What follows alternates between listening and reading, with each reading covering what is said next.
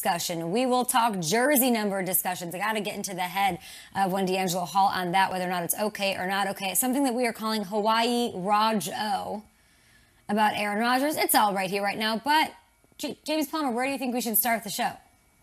The lead. That was pretty good. That was a good start. Okay. That was a good start. Let's do it. I was going to say, let's start down in Dallas. No surprise, we're starting with the Cowboys. Why? Because this guy was back on the practice field yesterday. A welcome sight for all Cowboys fans to see. Not quite at 100% following that ankle surgery. That was major. He is on track for the regular season, right? I wouldn't say necessarily limited. I think we're just being cautious and being smart in the fact of not doing things when there's a pass rush or guys, potentially falling at the legs or so or something of that nature. But as far as saying I can't do drills or I can't do something, I'm pretty much full go.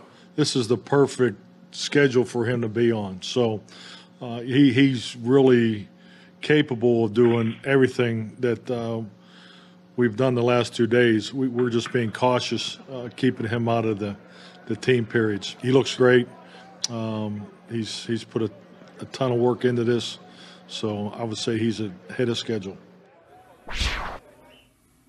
I wonder how many Aaron Rodgers questions Mr. Mike McCarthy was asked, but it's good news for Dallas. Ahead of schedule, it sounds like.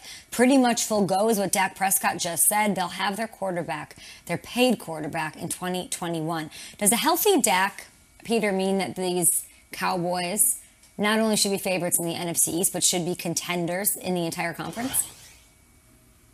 They're going to be Super Bowl picks from quite a few media pundits because they're going to look at Dak and say, all right, now it's year 2 of CeeDee Lamb. It's year 2 of Mike McCarthy. This offense lit it up when Dak was on the field.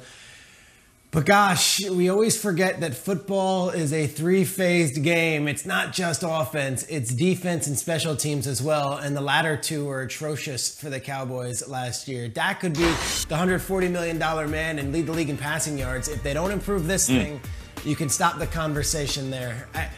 We love what the Buccaneers did on offense. How'd they win that Super Bowl? They won that Super Bowl by shutting down Drew Brees in the second half. They won that Super Bowl by shutting down Aaron Rodgers for 4 quarters, and they won that Super Bowl by shutting down Patrick Mahomes and Andy Reid. This defense was horrendous last year. So what'd they do? Well, they went out and they brought in a lot of new young players. I'm not sure this is the year that these young players take the lead. I don't know if this is going to do it. I mean, Micah Parsons will have a solid start to his career playing next to Van Der Esch and Jalen Smith, but are we looking at Bossman Fat? Are we looking at Jabril Cox? Are we looking at them and saying, all right, guys, step up and make us from a bottom-of-the-barrel defense to one that is somewhat respectable?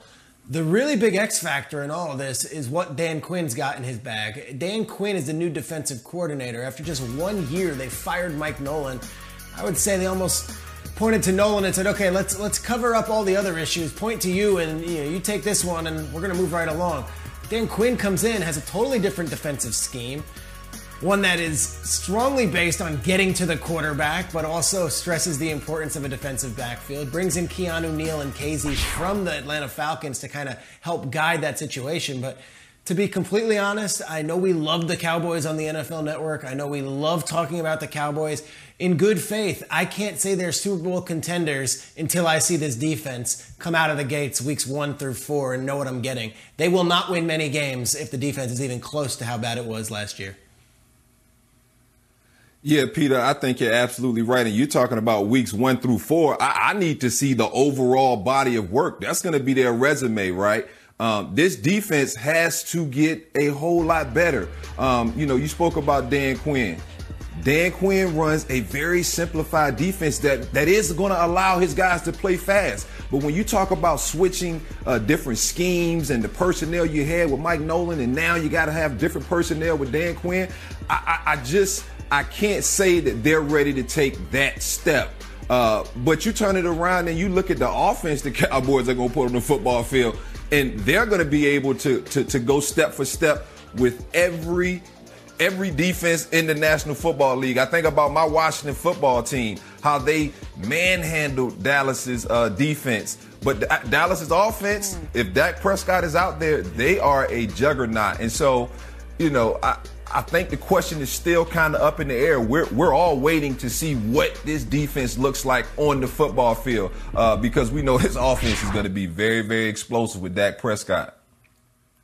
And D-All, we're going to get a good test right out the jump, right there on national television against the defending Super Bowl champs in front of all of our eyes to start the season on Thursday night. We're going to see how much work they got done in the offseason and putting this defense together against Tom Brady and company. And they're going team in OTAs, something a lot of teams are not doing right now in this time of year. So they're trying to get a jump start on getting that unit together. But I look and kind of piggyback a little bit of what you said is this is going to be on Dak Prescott, because if this defense has any sort of growing pains, and we're expecting it, we're going to need this guy to go out and play the way a lot of us saw him play, obviously, in the beginning part of the year. But can he do it for a full, not 16, 17 games? But I look at all the weapons that he has around him. You have CeeDee Lamb going into year 2 with a real offseason. You have Michael Gallup, Amari Cooper, Ezekiel Elliott, still one of the top backs in the league.